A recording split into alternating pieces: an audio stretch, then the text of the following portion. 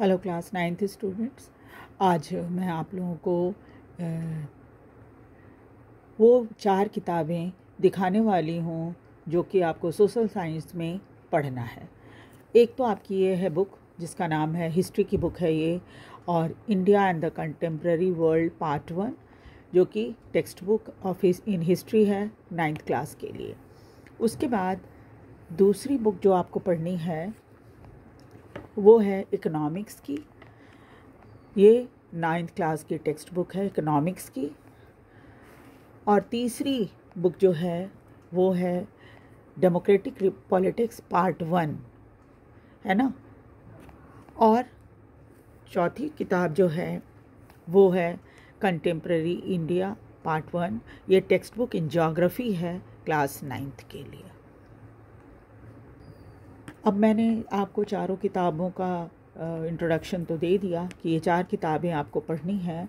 और अभी तो पहले तो आपका ध्यान हाफ ईयरली के सिलेबस पर होगा, तो हाफ ईयरली के सिलेबस के अकॉर्डिंग मैं एक एक करके इनके चैप्टर्स आपको पढ़ाऊंगी।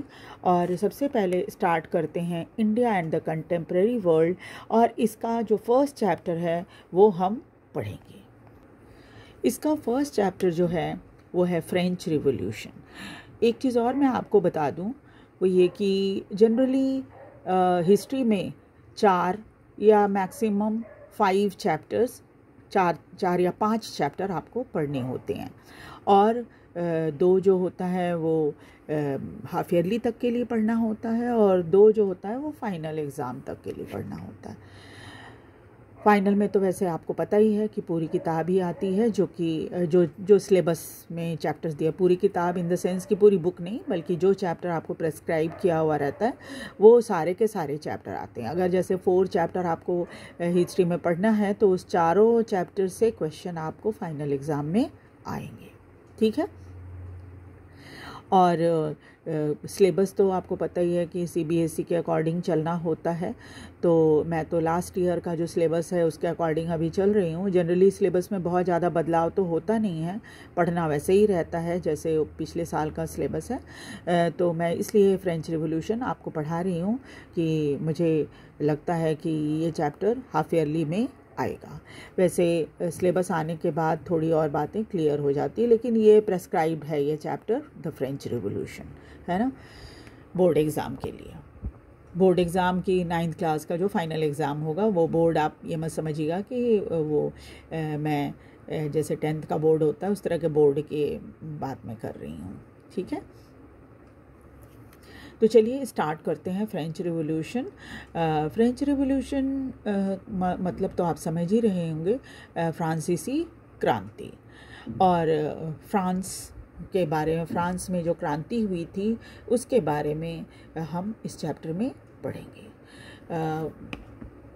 देखिए क्या क्या बातें इस चैप्टर में आपको बताई गई हैं। अब तक तो आपने 8th क्लास तक तो आपने कोई वर्ल्ड हिस्ट्री पढ़ी नहीं थी, लेकिन अब आपको कुछ यूरोप के बारे में पढ़ना है। फ्रांस आपको पता ही है यूरोप का एक छोटा सा देश है जो इंग्लैंड के पास है, ठीक है।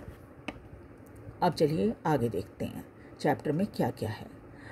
On the morning of 14 July 1789 the city of Paris was in the state of alarm. 14 जुलाई 1789 को सुबह सवेरे जो पेरिस शहर है, जो आपको पता ही है फ्रांस की राजधानी है, एकदम बिल्कुल ही अलार्मिंग स्थिति हो गई थी वहाँ पर की, ठीक है। The king had commanded troop to move into the city. Alarming situation हो गई थी, इस वजह से राजा ने क्या किया था, अपनी ट्रूप को, यानी कि जो आर्मी होती है ना, उसको शहर में आने के लिए कहा था, पेरिस शहर में। Rumors spread that he would soon order the army to open fire upon the citizen। और पूरे शहर में अफवाह उड़ गई थी, अफवाह फैलने लगी थी कि राजा जो है वो बहुत जल्दी अपनी आर्मी को इस चीज़ के लिए ऑर्डर देने वाला है कि वो नागरिकों के ऊपर गोलियां चला दे। Some 7,000 men and women gathered in front of the town hall and decided to form a popular militia. इसीलिए क्या हुआ कि लगभग 7,000 पुरुष और महिलाएं इकट्ठा हो गए टाउन हॉल के सामने में और ये फैसला किया कि वो एक सेना बना लेंगे, नागरिकों की सेना बना लेंगे. They broke into the number of government building in search of arm. इसीलिए क्या किया उन्होंने कि कई गवर्नमेंट बिल्डिंग के जो दरवाजे थे तोड़ दिए और तोड़कर ढूंढना शुरू किया कि कहीं उन्हें कोई अस्त्र शस्त्र मिल जाए और आर्म्स मिल जाए ताकि वो लड़ सकें राजा के सैनिकों से.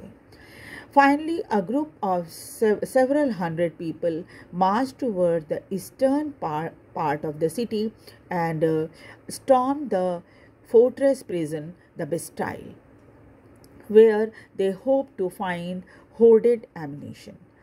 अंत में आखिरकार उन्होंने ग्रुप ने ये करीब 100 से ज़्यादा लोग थे, वो सीधा क्या हुआ ईस्टर्न पार्ट जो पूर्वी हिस्सा है पेरिस शहर का वहाँ चल पड़े और वहाँ पर एक किले नुमा एक ये था जेल था जिसको द बेस्टाइल कहा जाता था और वहाँ पर वो पहुँचे इस उम्मीद में कि ये चूँकि जेल है तो यहाँ पर बहुत सारा अस्त्र शस्त्र और कुछ आम से बारूद वगैरह जो होता है वो सब इनको आसानी से मिल जाएगा.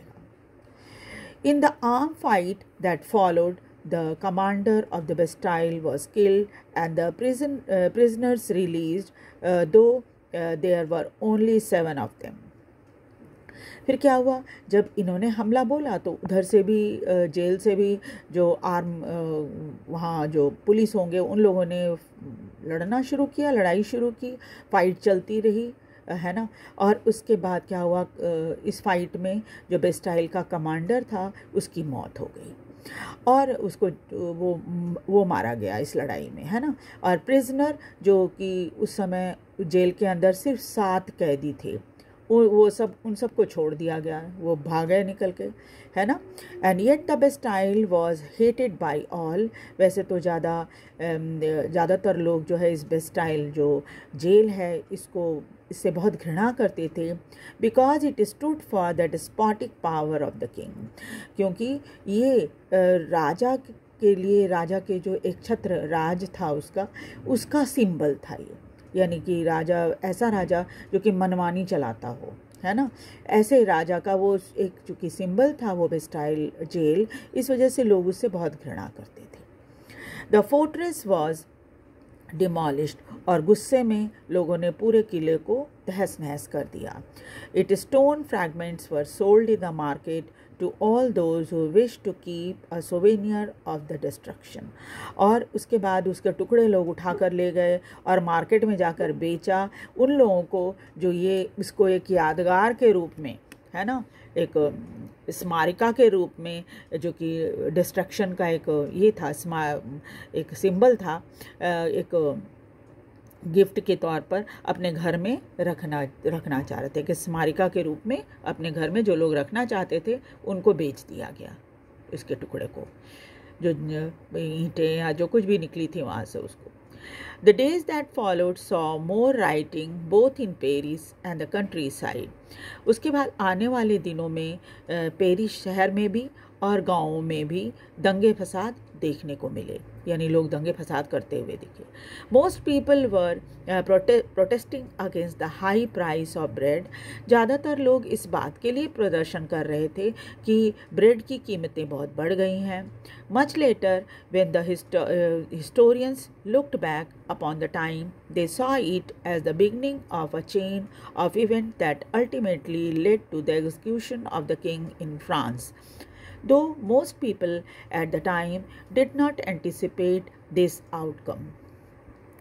फिर क्या हुआ कि ज़्यादातर इतिहासकार ऐसा मानते हैं कि फिर ये तो एक शुरुआत थी है ना, इसके बाद कई एक के बाद एक चेन की तरह कई ऐसी घटनाएं हुई जिसके कारण फ्रांस के राजा को मौत की सज़ा मिली.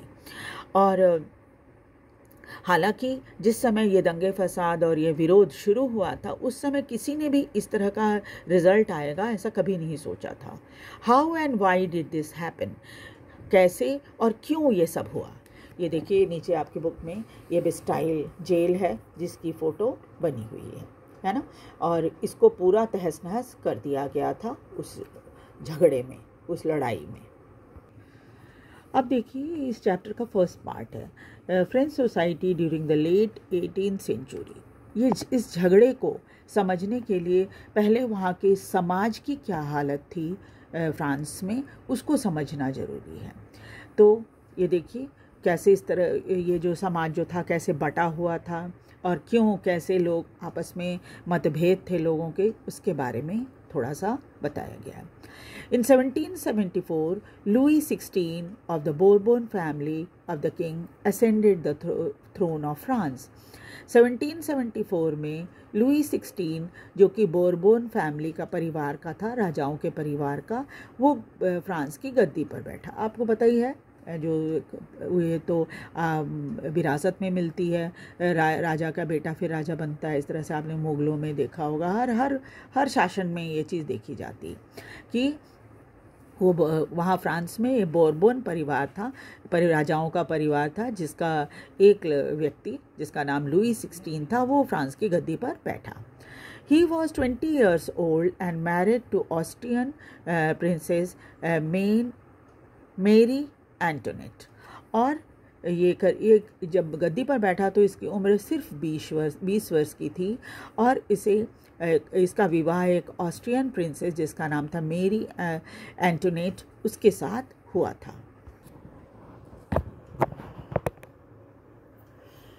Upon his accession, the new king found an empty treasury। जब लुई 16 गद्दी पर बैठा तो उसने पाया कि पूरा खजाना तो खाली है, यानी खजाने में कुछ भी नहीं है। Long years of war had drained the financial resources of France। चूँकि कई लंबी लड़ाइयाँ हुई थी जिसके कारण ये जो खजाना था फ्रांस का वो खाली हो गया था। Added to this was the cost of maintaining an extravagant court at the immense palace of Versailles।